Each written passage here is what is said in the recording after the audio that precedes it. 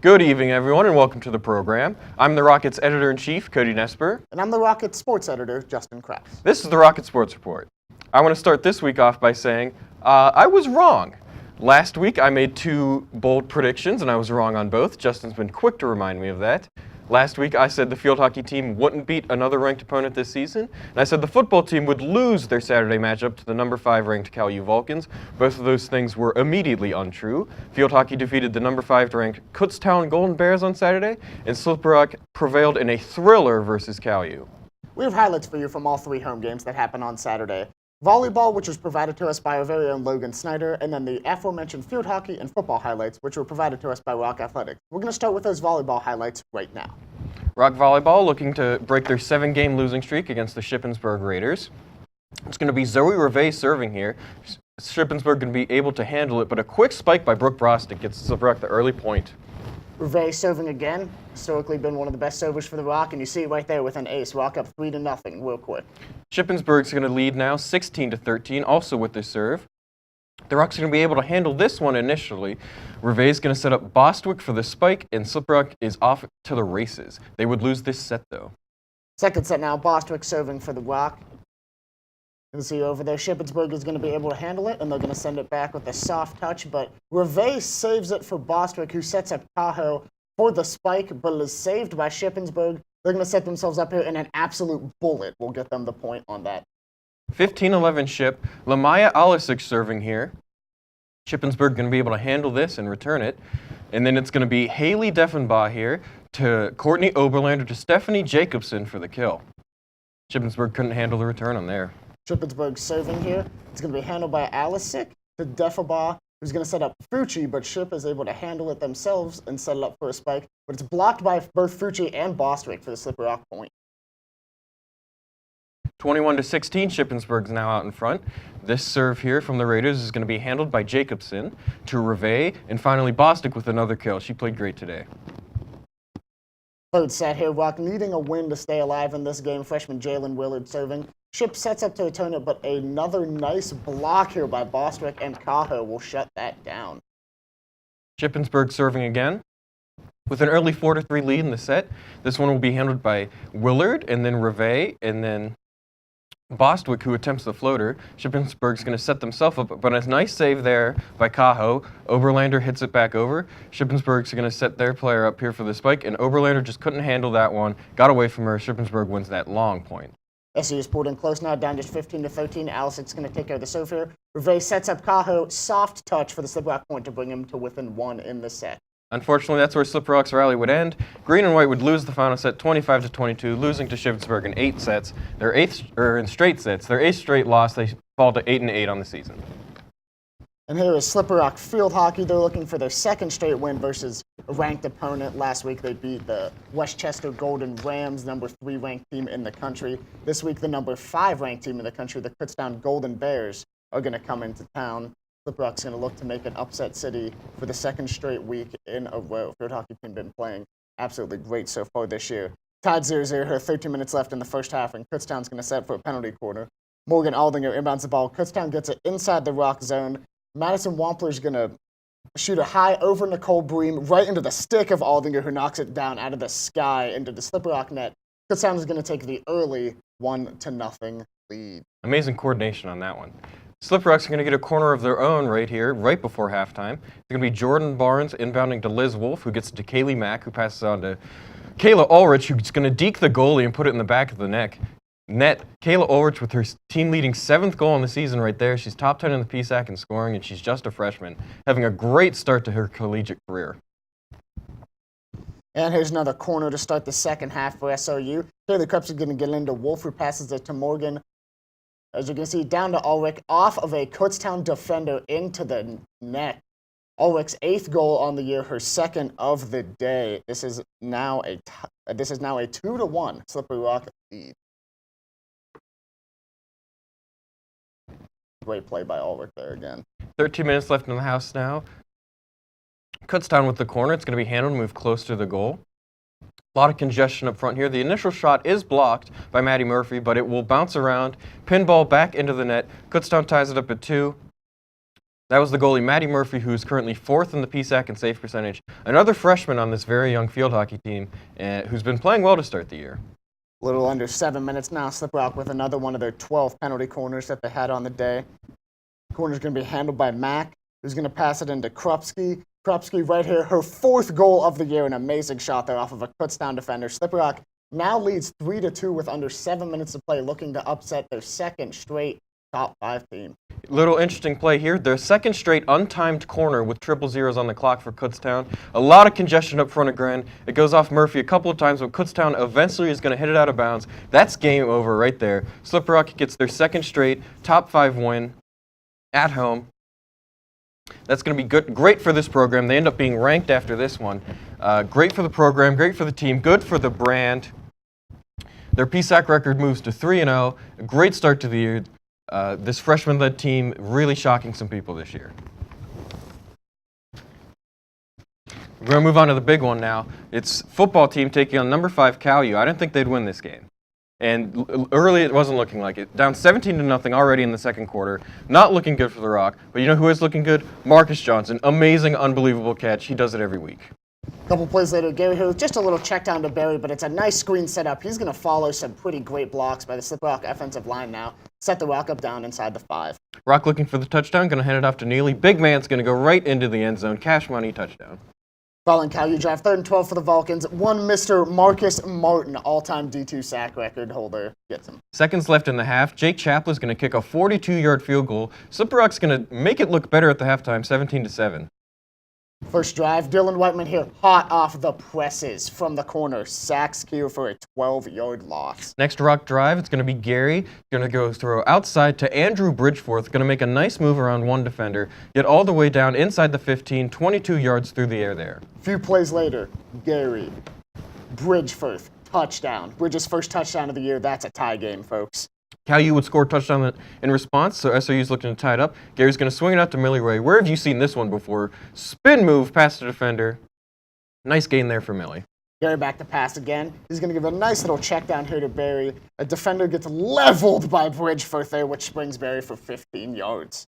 Rock back in the red zone, looking for a touchdown. Millie right to left. Going to hand it off back to Neely. He gets all 13 of these yards on the ground. Juice in the end zone for the second time today. Rock extra point would be blocked. Rock down by 1.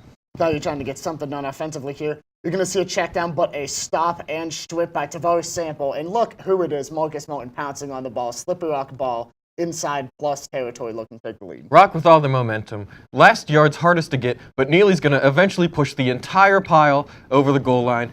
Slip Rock's going to be up 30-27 after this one. Fourth quarter, this is why you got to stay on assignment, folks. Both as Cal-U players, Tanner Geary not the fleetest of foot, but gives Cal-U a little shake and bake for a 19-yard gain. Back in the red zone, Barry's going to get the handoff and go around the edge here into the end zone. Rock up 37-27 at this point. Ensuing drive here, and the wheels are just absolutely falling off for Cal. As Tim Vernick there with a pick, his first game back since the second week of the season. You're going to see him dance around here, get a couple extra yards. Slip Rock is at 30. Under 2 minutes, Gary going to Millie, and that's just silly. Millie with a nice game here, trying to set the Rock up for another score. Rock at the 24-yard line now, and raise your hand if you've seen Millie Ray on SportsCenter. You're about to again. That play gets him on SportsCenter for the 5th straight week. Extra point after that touchdown. They tried to ice Chaplin. You can't ice the Iceman. He makes it. We're going to overtime, tied at 44. First play in overtime here. Cal trying to get it all in one play. Delmar Henderson says, absolutely not in my house. They do not get anything on that play. 3rd and 6 now. Cal-U has to score or convert to keep the drive alive. Who's going to get this sack? It's going to be Marcus Martin. You knew that. One hand on the quarterback, drags him the whole way to the ground. And here's Cal here, push back to a 48-yard attempt. The kick is away. It's no good. Wide left. Slip Rock's going to get the ball at the 25-yard line, only needing 3 points to win. Chaplin set up for a 36-yard field goal. They tried to ice him again. Don't do that. He's too good. He's going to get all of this one off the scissor lift for good measure through the uprights. Slip Rock's going to win this 47-44, upsetting the number 5 team in the nation, Cal-U. Great win at home. Amazing thriller down early, coming all the way back. The 16057, folks, has officially become Upset City. 3 top 5 teams fell at Mahalik Thompson Stadium just in this past week. Great for that Slippery Rock brand.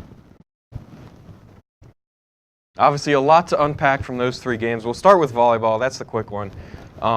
tough weekend for them, the first weekend at home, dropped both games. I saw them on Friday with you, and then you saw them Saturday by yourself. Friday, I thought they looked pretty good. They looked pretty sharp. I think they went the full 5 sets, just couldn't win it. How do you think they looked on Saturday?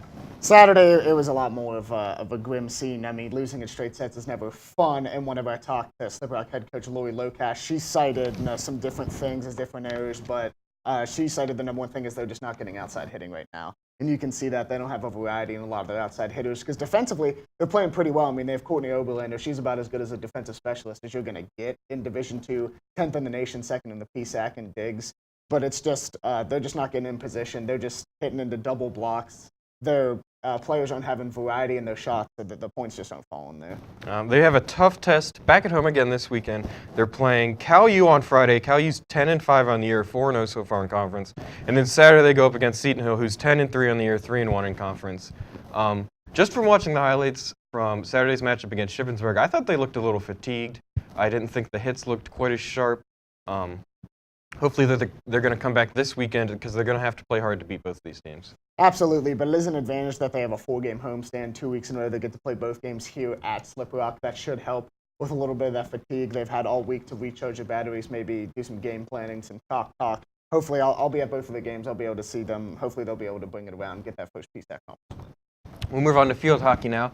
Amazing, exciting week for field hockey last week. Beat Westchester, who was number 3. Beat Kutztown, who was number 5. They start this week ranked number 5.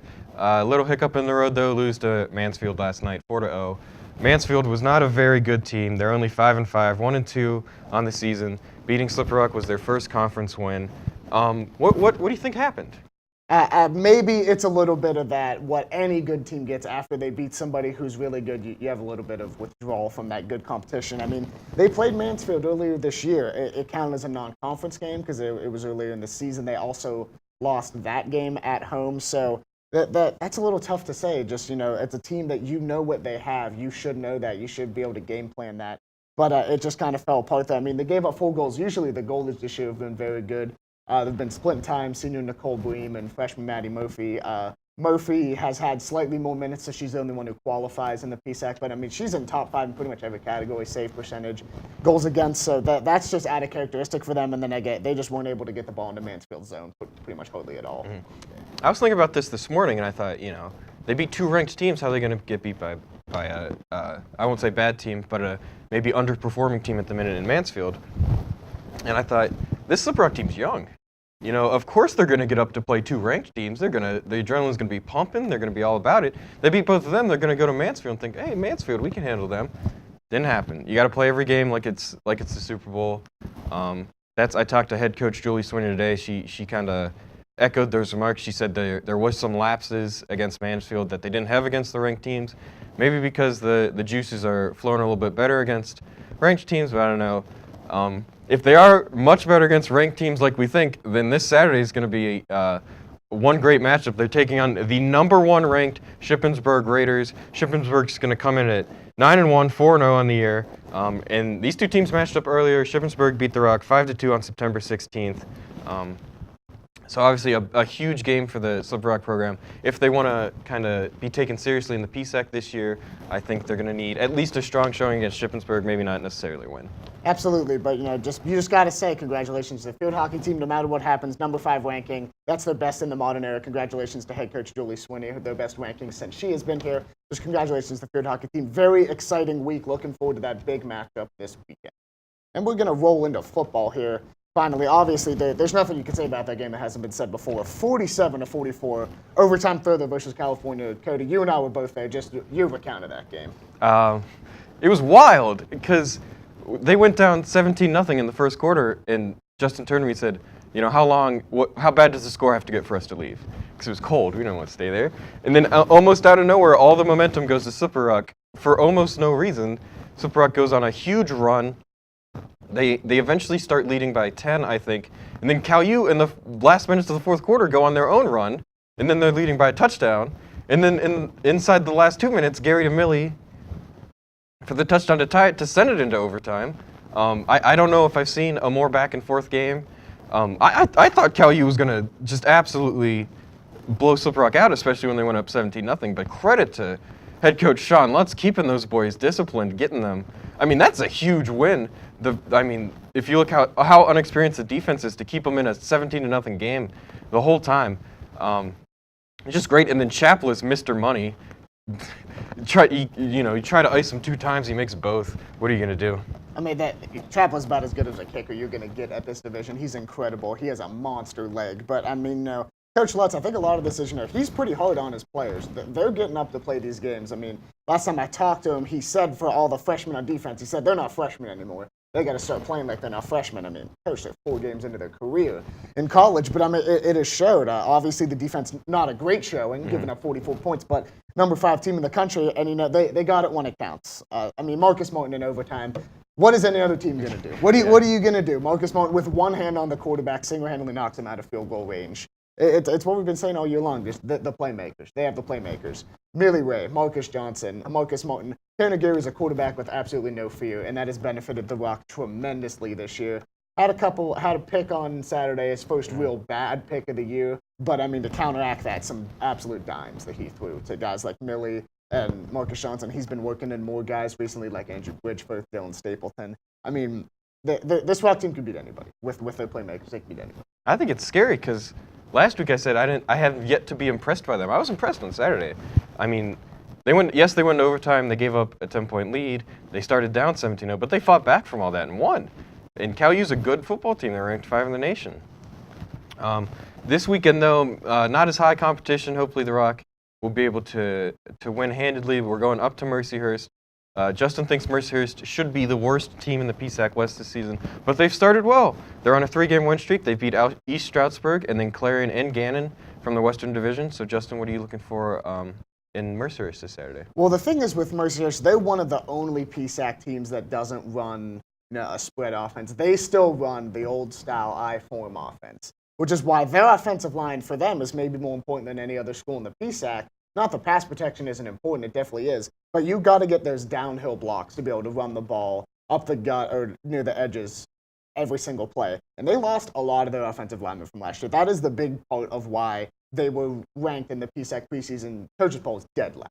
I mean, that doesn't happen by mistake. But they definitely showed up more. I mean, their defense has shown up. They've only given up, I think it's 12 touchdowns on the whole year. I mean, they beat East Stroudsburg, which, I mean, the PSAC East this year is somewhat of a joke. But, I mean, it's still another PSAC opponent. And then Clarion and then Gannon, the team at Slippery Rock, struggled mightily to stop Mark Jones against. They gave up 150 around their rushing yards to Mark Jones. So that's just more than being impressive. But Gannon's a quality win for them. They're definitely overperforming what they should have. But, their losses come to Kutztown and then Hillsdale College, which is a GLIAC team.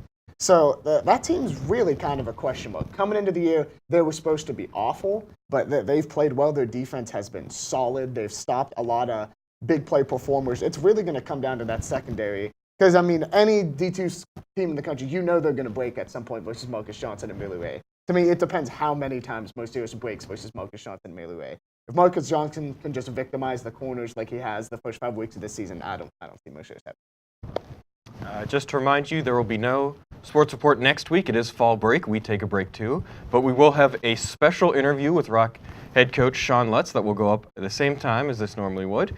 And one more reminder, you can go to the onlinerocket.com right now to read all these stories and more. And you can also vote in our Athlete of the Month poll that will run through fall break through next Wednesday.